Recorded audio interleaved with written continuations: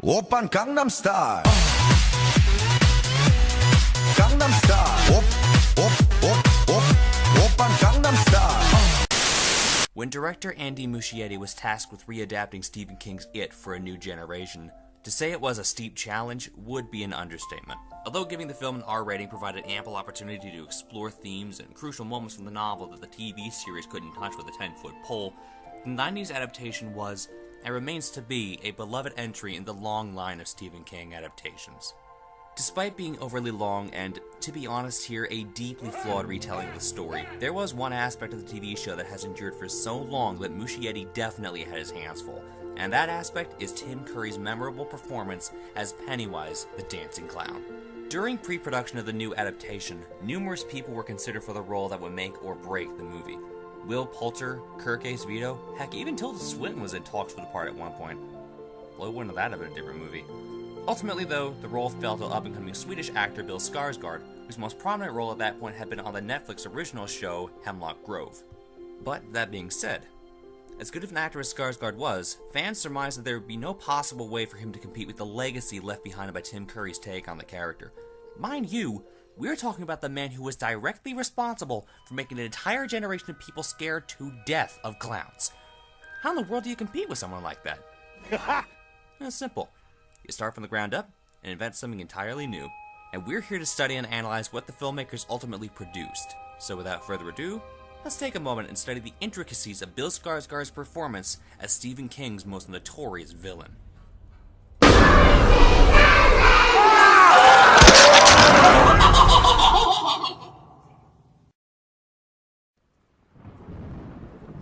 Now, I've already covered aspects of this performance in my last video on the movie, which you can find a link for in the description if you haven't seen it already, but I really wanted to explore the finer details of this take on the character, since there's a lot of ground to cover. Unlike the Tim Curry version, both Andy Muschietti and Bill Skarsgård wanted the new Pennywise to feel inhuman, feral, and animalistic. After all, when you get down to it, the character is essentially a hungry predator who wakes from hibernation every so often to sustain itself. Thus, it was decided to reflect this aspect of the character through Skarsgård's performance. And to do this, Skarsgård came up with the idea that Pennywise would drool in the presence of children. He's very drooly, and he brought this to the character, and it's a great thing because it's like Pennywise, he gets hungry in the presence of, scared children. It's definitely an unconventional detail, and not one that many other people might have thought to include, but its effect is profound. Instinctively, people always wipe their chin if they drool on themselves. I mean, heck, it's one of the most fundamental lessons in manners that we get as children, to the point where we don't consciously think about it. And subconsciously, there's always a sense of discomfort whenever somebody isn't wiping their face clean of drool or snot or anything of the sort. Just look at Lex Luthor's last scene in Dawn of Justice, for instance. Seriously, Eisenberg, wipe your nose already. Furthermore, the image of someone drooling like this has been used in other forms of media in order to express a character's hunger or even excitement in a given situation. Homer Simpson is a primary example of somebody who drools for comedic purposes. Hippo. And Homer's not the only guy on The Simpsons to do this either. In the episode Bart Gets Hit by a Car, there's a momentary visual of Mr. Burns salivating with enthusiasm as he races toward Bart, emphasizing how happy he is to be running this child over. There's also something to be said about the act of spitting, i.e. projecting saliva onto a person or some other undesirable presence. In virtually every culture in the world, spitting on someone is deemed a grievous insult. Why? Because saliva is generally considered to be gross and unsanitary. You don't want to be getting it on you, so by spitting on somebody, you're generally marking them as having little to no value. Something I've noticed about these examples is that the act of drooling itself is shown either in a comedic or otherwise negative sense. We all salivate, but to have it dripping from our mouths is off-putting on a fundamental level. It tells us that something is up with the person doing it. Because they're acting abnormally, we're repulsed by them. So when we see Pennywise drooling non-stop, it gives us a very subtle indication that he's not human, and instead is a lot closer to being a wild animal. Of course, I can't talk about this version of Pennywise without mentioning his eyes, and the significance they hold in this performance. It's an age-old belief that the eyes are the windows to the soul, and oftentimes they can be some of the most expressive aspects of a person or animal, so it makes sense to distort them to some degree when playing a supernatural entity. The 90s version even played with this idea by having Tim Curry's eyes be bloodshot half the time. This idea was so good that it was even carried over into the new one. But that's not all. Curiously, one of the most prominent aspects of Bill Skarsgard's Pennywise is the fact that his eyes are constantly going off-center. So when I mentioned that I wanted to do that digitally, he said, I can do it. I had kind of a lazy eye and I can like make it go. Going back to the idea of Pennywise being a more predatory threat as opposed to being a minor annoyance, there's an abundance of carnivorous animals whose eyes move independently of each other. For example, the chameleon, an animal which also possesses the ability to change its appearance for whatever reason it sees fit. And not only do the eyes tie this character closer to the animal kingdom, but it also gives it a strong sense of the uncanny. For those unfamiliar with Freudian psychology, the uncanny is essentially the middle ground between something that is familiar and something that is not. In layman's terms, the uncanny is that feeling of unease you get when looking at a humanoid robot, which you don't feel with looking at a real person. And this Pennywise is oozing with the uncanny. It really drives home the idea that the clown persona isn't what it really looks like, and it's just a disguise for whatever life form it happens to be. In fact, I'm almost reminded of Edgar from Men in Black and how the filmmakers implied that the alien inside him had trouble fitting into the body it had chosen.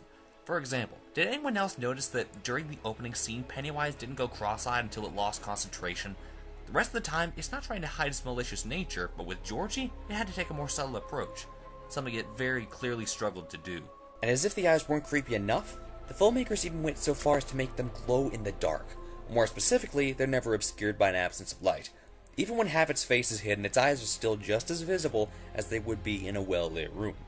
The most prominent example of this is, again, in the opening sequence, which was actually shot in bright light with the shadows added digitally. Furthermore, and this is a more subtle detail, but Pennywise only ever blinks once in the entire movie. The rest of the time its eyes are wide open and staring constantly at our heroes. Typically, the act of staring indicates intense focus on whatever a person is looking at. It can either infer a strong love for something or a strong hatred of it. It's the perfect final touch to what was already an unsettling aspect of the character.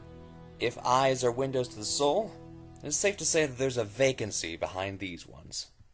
To finish this video essay, I'd like to go over the voice of Pennywise in this movie.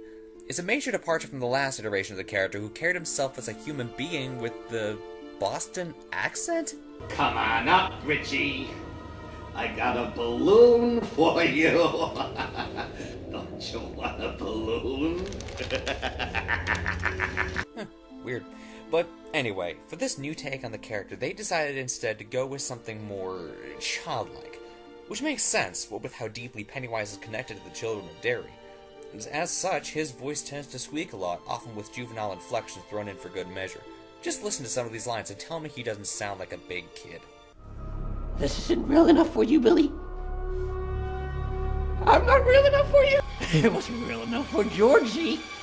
What are you doing in the sewer? A storm blew me away.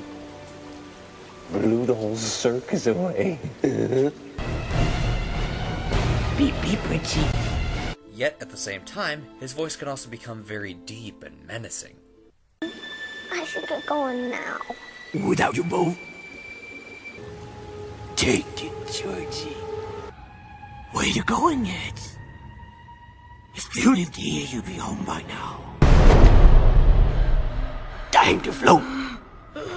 Ultimately, this serves to make his demeanor seem that much more uneven and, in turn, makes the character feel that much more demented. It gives the impression that this creature is unpredictable and, moreover, the sounds of these childish noises coming from a grown man is just, it's scary. In fact, there are instances where his voice fluctuates between being squeaky and childlike, as well as dark and booming. It's a perfect sound for this character, to the point where any other voice would ruin the effect. To illustrate what I mean, let's see what happens when we dub Tim Curry's voice over Skarsgard's Pennywise. Hi, Georgie. Aren't you gonna say hello? Here I am, Wheezy. Won't do any good to run, girly boy. Beep, beep, Richie. Yeah, it doesn't sound as good, does it? There's a reason for that. It doesn't match the character. The voice is a crucial aspect of performance arts in general, and if not properly handled, can be unbearably distracting. Just look at Venom in Spider-Man 3, for instance. I want him dead too, Flint. That's why I've been looking for you. Oh yeah, I know all about you. Doesn't that just sound like the voice you would associate with this guy? Let's just hope that somebody can get this character right eventually.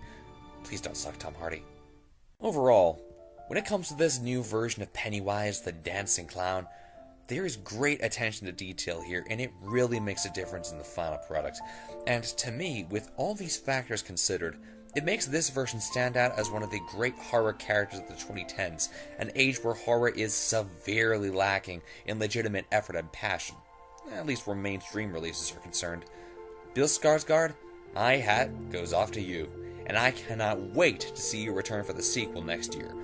Anyway guys, thanks for sitting for this presentation. I hope you enjoyed watching it as much as I enjoyed making it. If you want to see more content like this, be sure to hit that subscribe button so you can keep up with my latest videos. Till next time everyone, be well, be safe, and seriously, keep an eye on the storm rains. They are not to be trusted.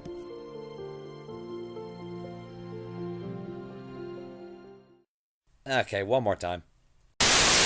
Oppan Gangnam Style.